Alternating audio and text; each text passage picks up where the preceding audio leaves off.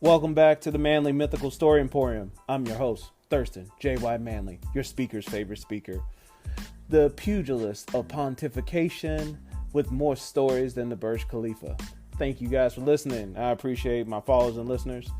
Sorry we're a day late on this due to holidays and technical difficulties. Technically, I lent my laptop out and I gave it another day, so I had to put this one up on the phone.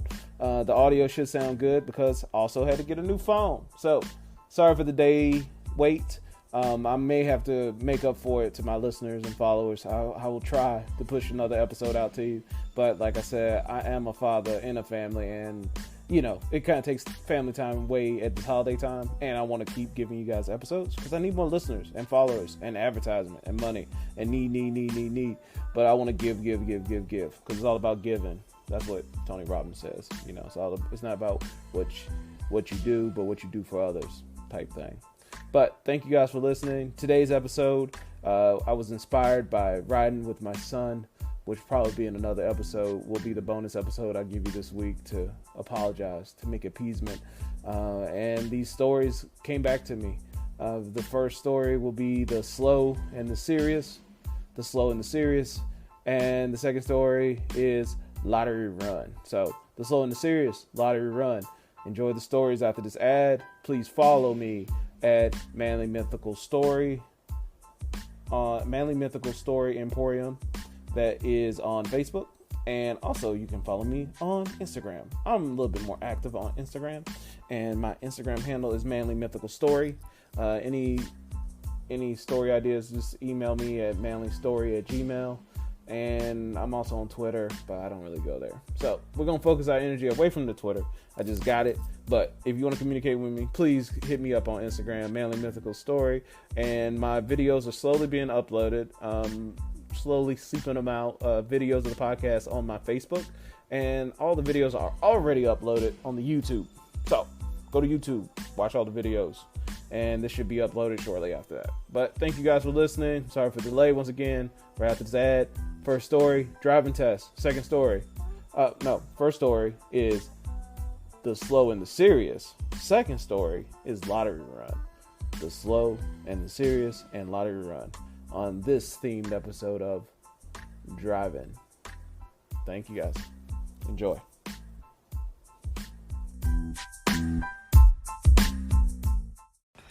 If you haven't heard about Anchor, it's the easiest way to make a podcast. Let me explain. It's free. There's creation tools that allow you to record and edit your podcast right from your phone or computer. Anchor will distribute your podcast for you so it can be heard on Spotify, Apple Podcasts, and many more. You can make money from your podcast with no minimum listenership. It's everything you need to make a podcast in one place. Download free Anchor app or go to anchor.fm to get started.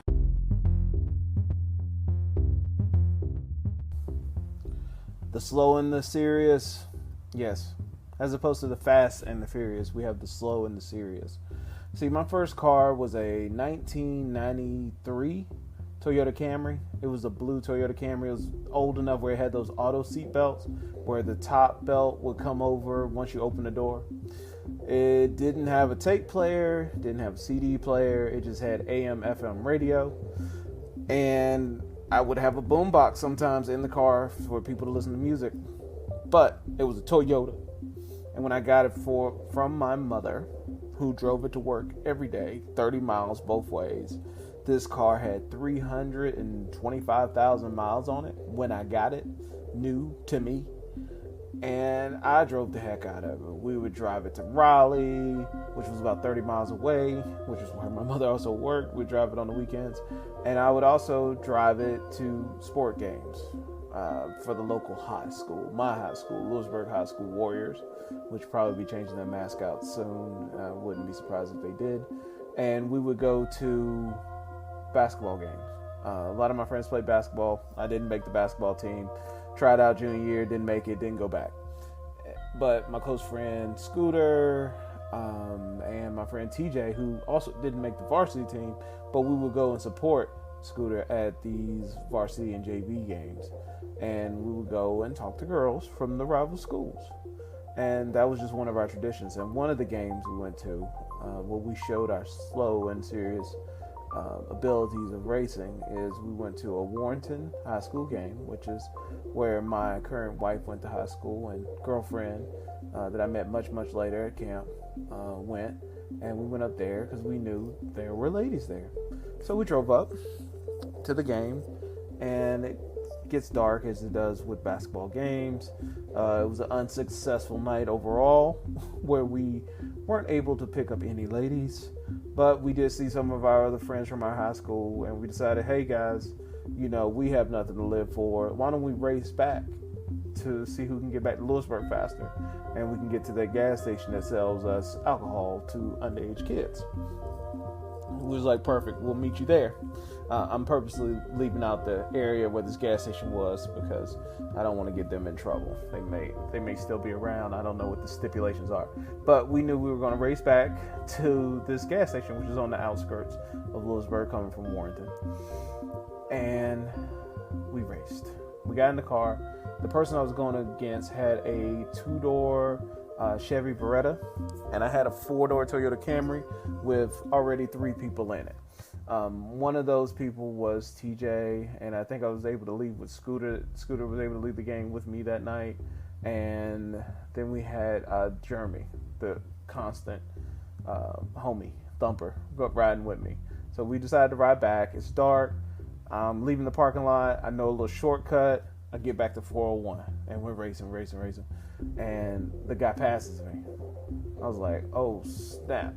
And I can't catch up with him because for some reason the car is going slower than it normally does. I'm like, oh, crap.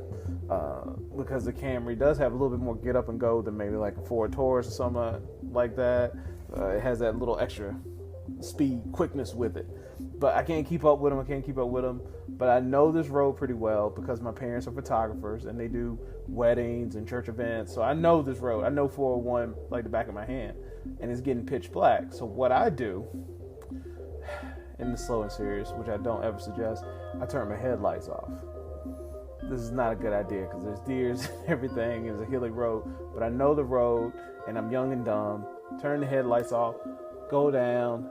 And I noticed that the other guy was slowing down because he thought he had burnt me down all the way and he didn't want to get a ticket. So he turns his headlights off. I get up on him. I flip on them high beams and just pass around him. And he's in shock. He swerves a little bit and almost goes off the road and comes back on, and I pass him. And I get almost to the gas station and he comes back on me, and I just purposely drive to that yellow middle lane where I just cut him off and block him from passing. So we're going like that all the way back. My car is a lot slower than his, and we make it. Now, when we get to this gas station, he's like, oh man, how'd you do that? It's like you rode with no lights on. It's like, that's crazy driving in the dark. I was like, I had to get it done. And the hood was like it was kind of smoking a little bit, like from the hood, but not bad, not bellowing smoke, but just like a little bit in my Camry. And I was like, oh God, I don't know what to do. So I was like, we should just sit here for a little while because you can't put water in the car like when it's hot. Because I learned that from shop class, because our shop teacher, or the auto mechanics teacher, who's also the shop teacher, because the same teacher does both, advised us then that like if you open that up, it'll burn your whole arm because it's hot, steaming water. So I was like, oh, I gotta wait for it to cool down before I can fix it.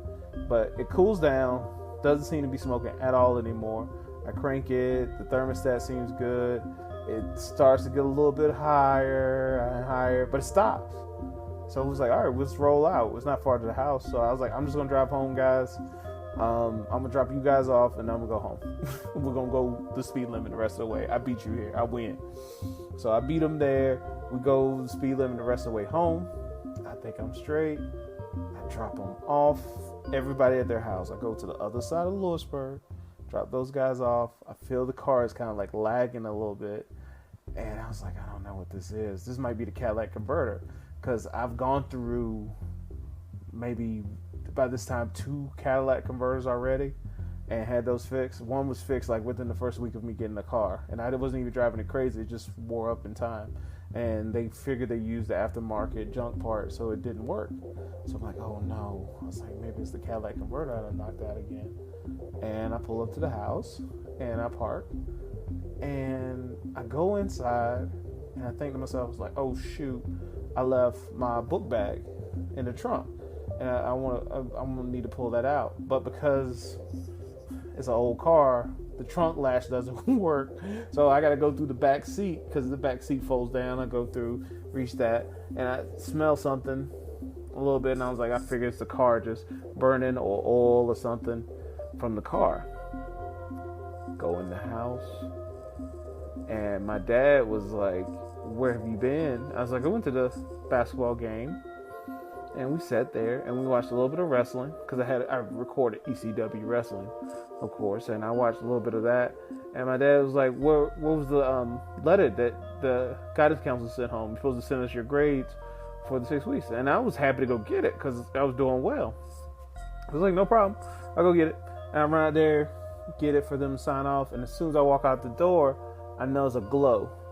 The bottom of my Camry was glowing. The catalytic converter had clogged up. It's glowing bright red, and it had started smoking up the leaves that were under it. Lucky it had rained, but it had started to burn the ground. The leaves that were under it, it had smoldered it. But I came out just in time. I backed the car out, put it in the road, did not tell my father, which was another slow but serious thing to do. Extremely stupid, the slow and the stupid.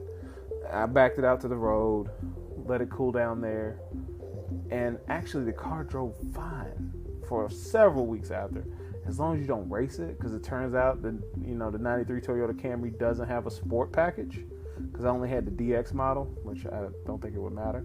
But that's my story, slow and serious. Don't drive with no headlights at night, and don't try to stretch out an obviously junker car to be racing nobody for no reason, no money, no nothing, just pride and trying to get to the St. I special group before everybody else, which is a drink, by the way, guys. But thank you for listening. Next story coming up right after this.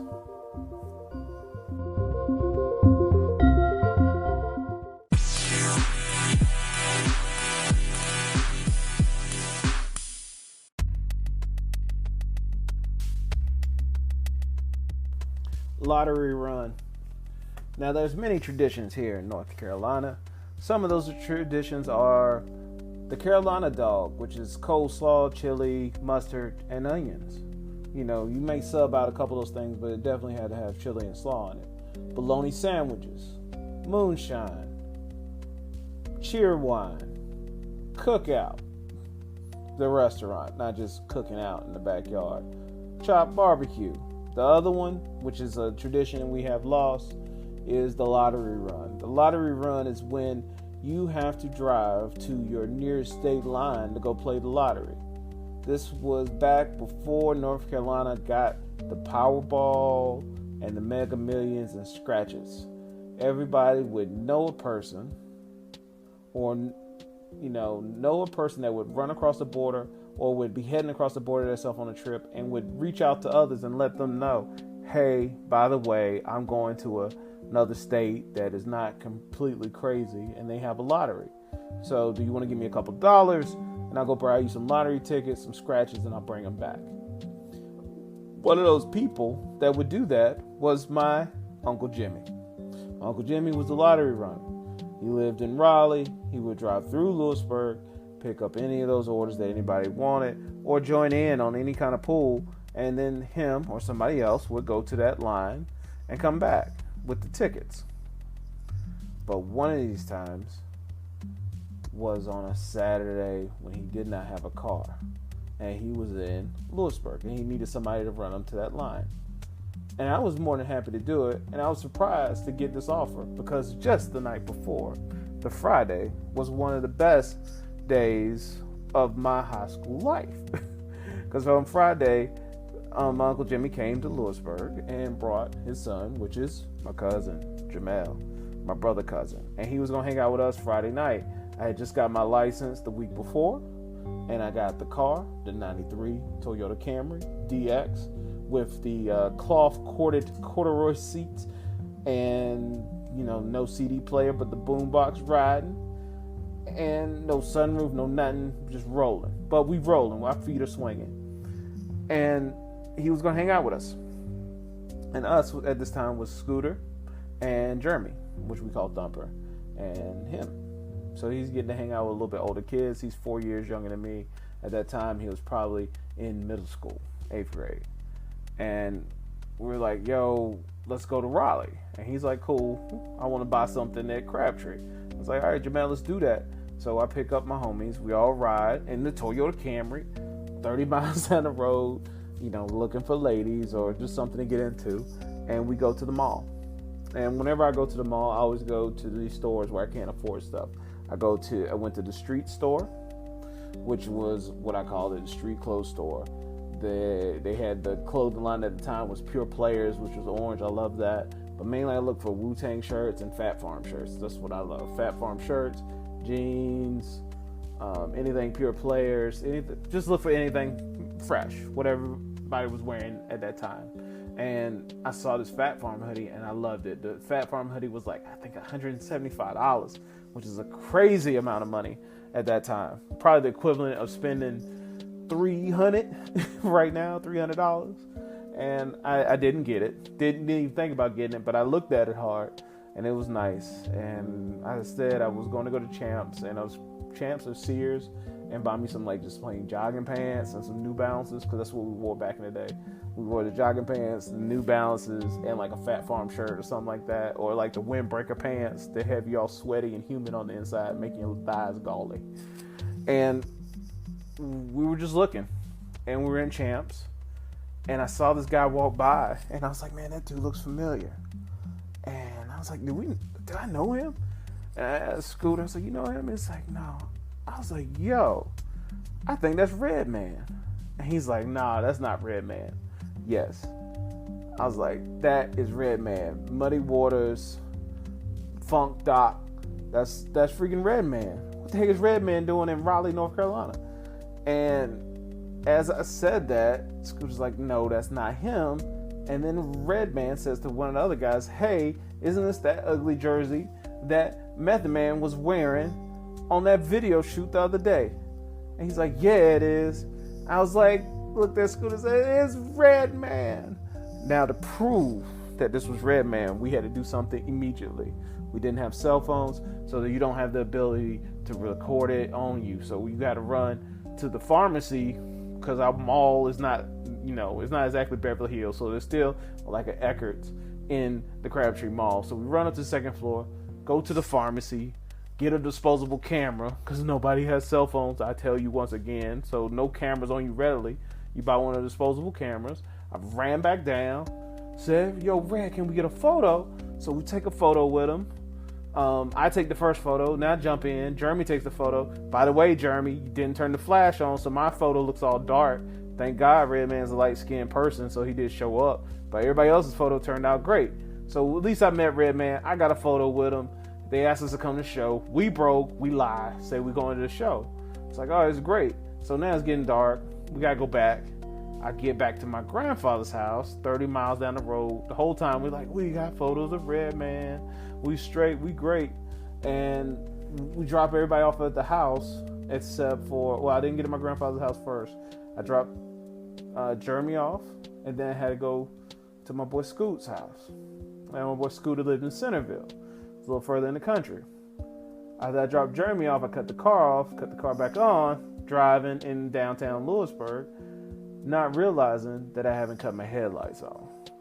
So I'm driving and turn off the road to Centerville. I was like, oh crap, it's pitch black.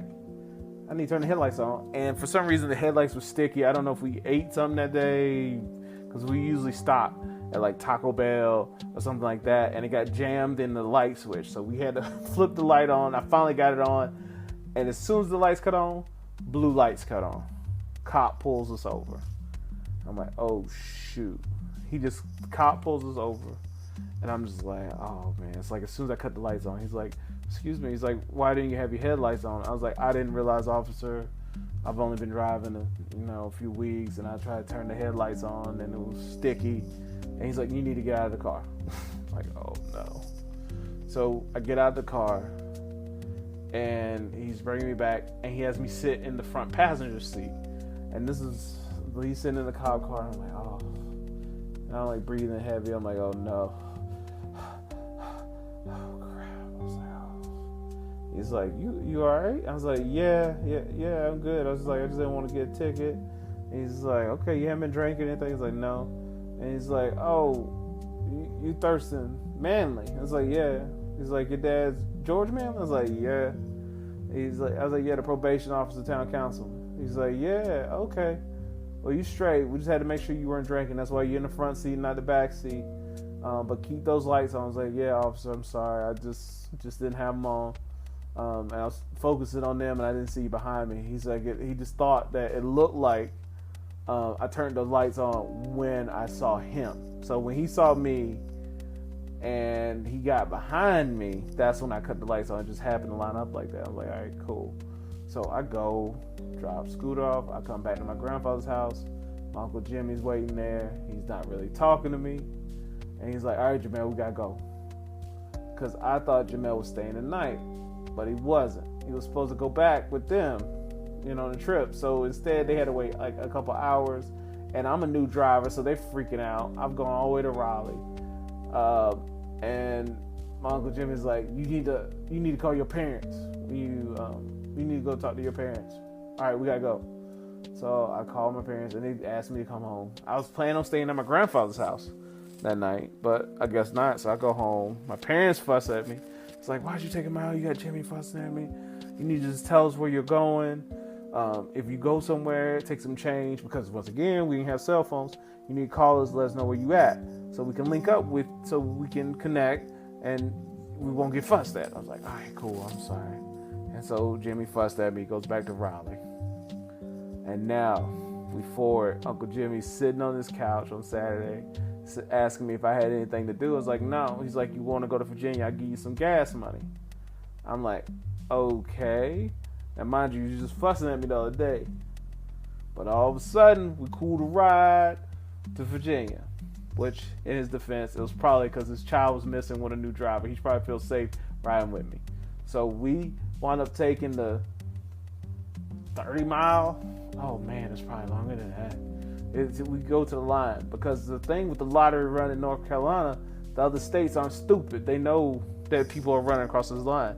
So you got country in North Carolina, very rural area. Then you get to a city line like on 85 or 95 or US 1, and when you cross the line, all of a sudden there's a plethora of gas stations there and just straight lottery stores. So you go, you get your lottery tickets, and then you drive back, because everybody knows you're going to drive from the line. And the funny thing is, when you drive through these states at that time, that's why you have stuff like south of the border. Like they have like whatever's legal in their state that they know is not legal in the other one, they'll have on that line. So when you go to like Pennsylvania, you have your fireworks. You go to South Carolina, you have your fireworks. You have like the boiled peanuts and all that stuff, and lottery tickets. So we go get the lottery tickets and drive back.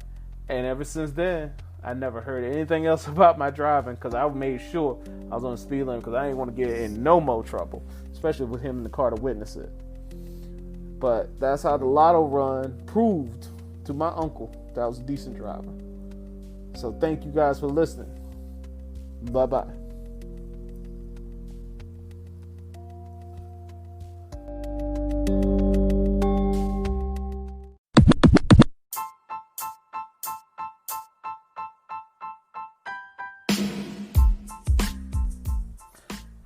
Well, you've reached the end of the Manly Mythical Story Emporium episode, Driving. So I hope you enjoyed this episode. Driving is a little different than what I usually would do during this time of year. But in the wrap up, we kind of come back to that good old holiday Christmas season, and with some tips and things that piss me off this time of year. One thing that pisses me off is ordering things from places and then they get canceled because of some of these vendors you cannot trust from what we call the Amazons. I've had 3 orders that had to be canceled. I call myself being early. Ordering on November 30th was considerably early for me, but it is what it is. That's the downside of it. The good side of it is, in our house, we have a tradition of the 12 days of Christmas.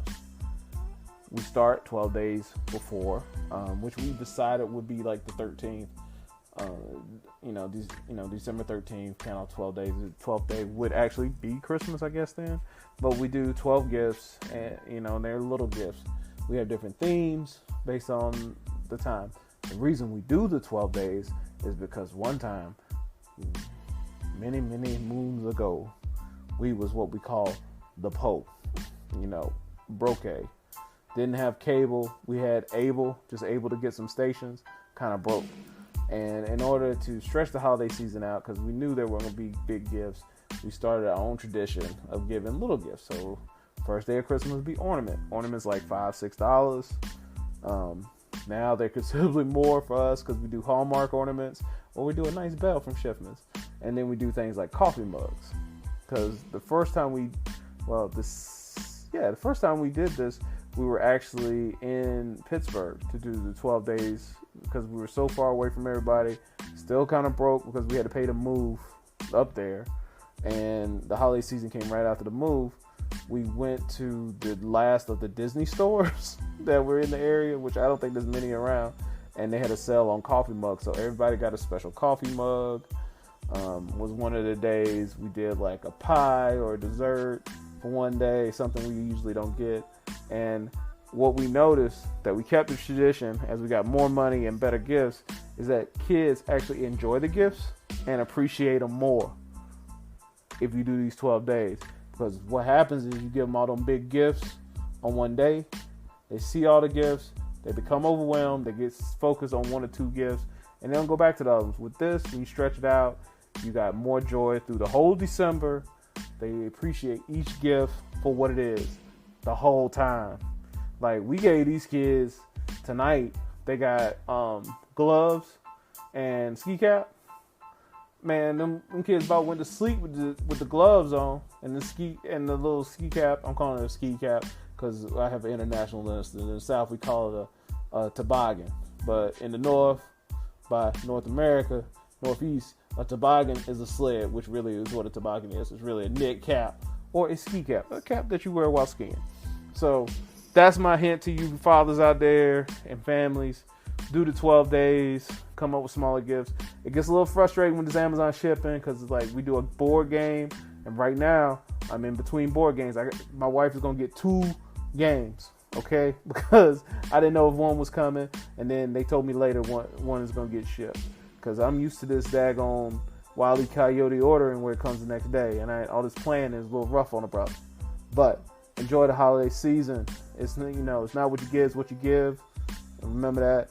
Thank you for listening to the podcast, and I'm hopefully going to give you another episode this weekend to make up for this delay. I apologize. Thank you guys for listening. I appreciate it. Follow, like, subscribe, and review everywhere you can, and share it. Please check out my videos on Facebook, and you can share those. I'm uploading the whole season. Thanks, guys. Have a good one.